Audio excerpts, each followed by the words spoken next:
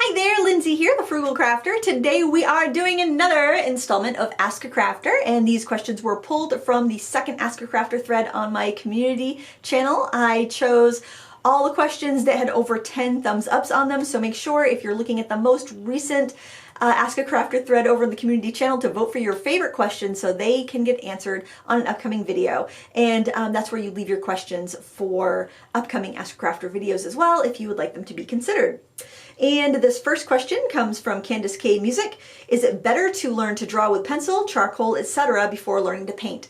And I think that really depends on what your goals are, but I would say in general, yes, it's better to learn to draw, but you do not have to know how to draw in order to learn how to paint. So if you are somebody that wants to paint for a hobby on the weekends, they want to sit down, they want to make a project, they want it to look like the project they sat down to make, and they just kind of want to do it as an enjoyable pastime. I don't think it's necessary to learn how to draw. However, not knowing how to draw is a limitation. So if you're somebody that will follow a tutorial every time or take a class every time, do a sip and paint, something like that, you don't need to know how to draw. But if you are somebody that wants to be able to make up your own, like set up your own still life and draw your still life and kind of go deeper into it, then it really is beneficial to learn how to draw first. But not, if you definitely want to be if you want to have more versatility in what you can do, drawing first is definitely the best. If it was a parent asking me about their 10-year-old, should they go to drawing class first or painting class, I would say drawing class. If you're serious about them getting an art education, definitely drawing class. But if you're doing it for a hobby, then, and you just want to paint, then just paint. If you're not interested in drawing, you're not going to do it for very long. Okay, Rhonda asks, can you give any helpful advice on destashing? I've watched you go through the process, but I'm having such a hard time letting things go. Thank you for all you do. God bless. Aw, thanks, Rhonda. Advice about destashing. It sounds like if you're having a hard time letting things go, maybe you're going to use those things in the future, and that's why you can't let them go. If you seriously want to get rid of stuff and you don't want the temptation of bringing it back in, the best thing to do would just be pack it up and take it to Goodwill or give it away so that it's not sitting in your garage where you can go back and pick from it. Or if you're not sure if you're ready to get rid of these things, you can put them in a box and write the date on it and put them in the garage. And if you haven't touched anything in there in 6 months, then, maybe you can let go of it. The thing that helped me was putting all of my like items together in a big pile. And then once I saw say, for instance, all the ribbon that I had, I realized that there's no way I'm going to use this up in a lifetime. If I was desperate for something that I got rid of, I could always use a piece of washi tape or a strip of cardstock, like on a card or whatever, in place of it, because I wasn't using the ribbon for sewing or anything. When I realized I had things I could use in place of that, then it was much easier to let it go. It was easy for me to let it go when I had everything together and I saw how much I had. So if it's yarn, put all your yarn in a pile. Maybe you could say, I only want one bin of yarn, whatever doesn't fit in here has to go, and you'll end up putting your favorites in there and everything else will go. Because not everything you have is your favorite thing. So if you can set a kind of a boundary of I'm only keeping paper that fits in this box. I'm only keeping yarn that fits in this box. I'm only keeping punches that fits in this box. Then you'll pick your favorites. But also ask yourself, why do you want to destash? Do you really feel like you have too many things? Are you really never going to use these things? Are you sure about that? And I kind of ask because you look really young in your profile photo, so I'm like, I just don't want you to get rid of something that you may regret later.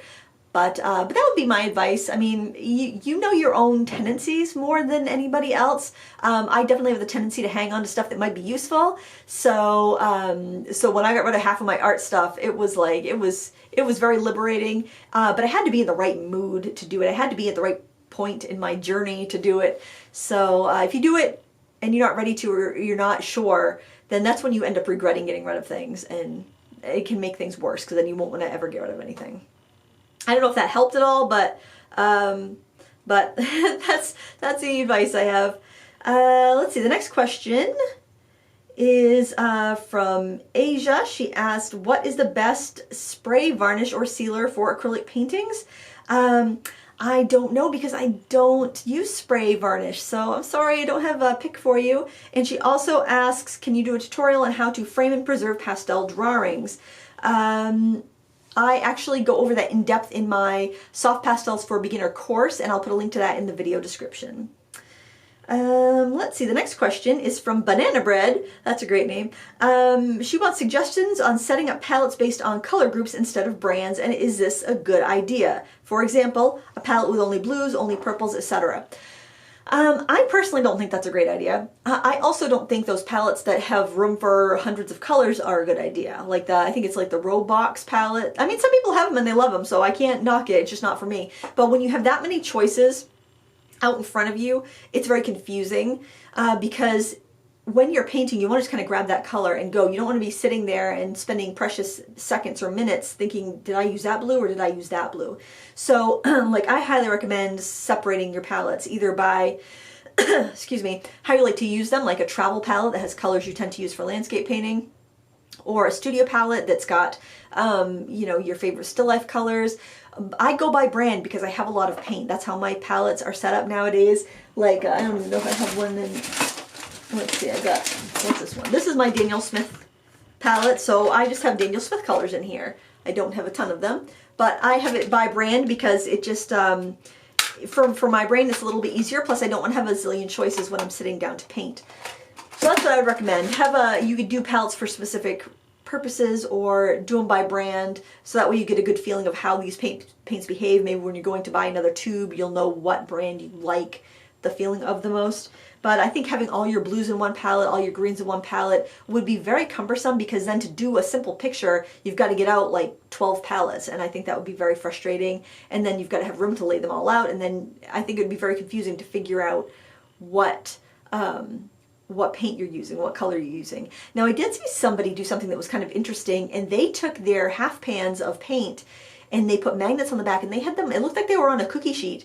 And so I assume that when they go to paint, they just pick off the pans that they want and stick them on a little metal tin or something, and paint that way. So you can do what you want, but I would highly discourage you putting them all together like that, all your blues together, because none of those palettes are going to be useful on their own. All right, let's see. The next question is from Delight.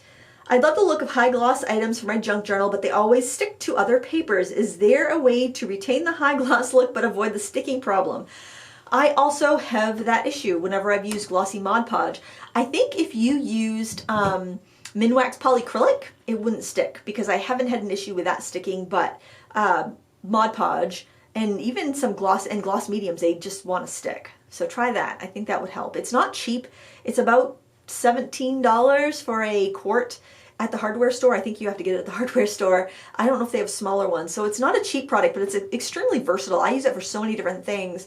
For varnishing, it's a water-based varnish. It's an acrylic varnish. It's very high quality, and it doesn't seem to be sticky. I even use it to glaze polymer clay pieces because it doesn't get sticky. Sometimes some like spray varnishes will get sticky on polymer clay. There's a reaction or something it has with the clay. So the polyacrylic never does that.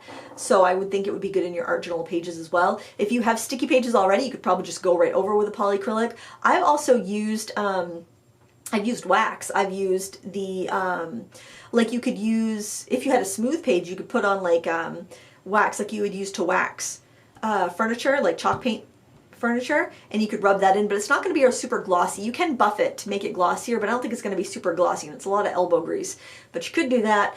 You could also just use like microglaze or something like that to wax those pages, but it will cut down on some of the gloss that you're getting from your glossy gel or glossy Mod Podge. The next question we have is by Heather Koschak. Not sure if this was asked, but what equipment do you use for your YouTube channel? I'm trying to start mine. Not sure what equipment others prefer. I actually did have another similar question last week. And I gotta say, I don't use anything real fancy. The camera I'm using now is a Lumix G7. I think it's a DSLR, but I didn't get this until my YouTube channel was like 8 years old and I was making a living from it. So you certainly don't need that to start. I would highly just recommend using your phone. And if you need a mic for voiceovers, I can't remember what one I have, but there's so many out there. I'm not really a tech person. I would visit a tech channel and ask there, because yeah, if it works, I use it and I don't go looking, because you can always second guess your choices, but chances are what you already have is going to be fine. And that, oh no, wait a minute. I thought that wrapped it up, but actually I don't think so, because I had switched on to the replies. Let's see. Okay, that was... I'm sorry, guys. I'm seeing if there's any more with 10 thumbs ups. Michael Towers asks, would a white enamel spray paint be a good alternative for a watercolor mixing space on an upcycled old tin? Or what would you suggest? Thanks. Yes, white enamel spray paint is perfect. I find really cool mint tins and different metal tins, and I just spray paint the inside with white so I can mix on them, and it's perfect. It works great. You can even use a cheap, you know, spray paint from Walmart for that. Just make sure it's a, you know, just give it a few light coats and you'll be good to go. And I'm not sure if there's any other questions that have more than 10 thumbs ups here.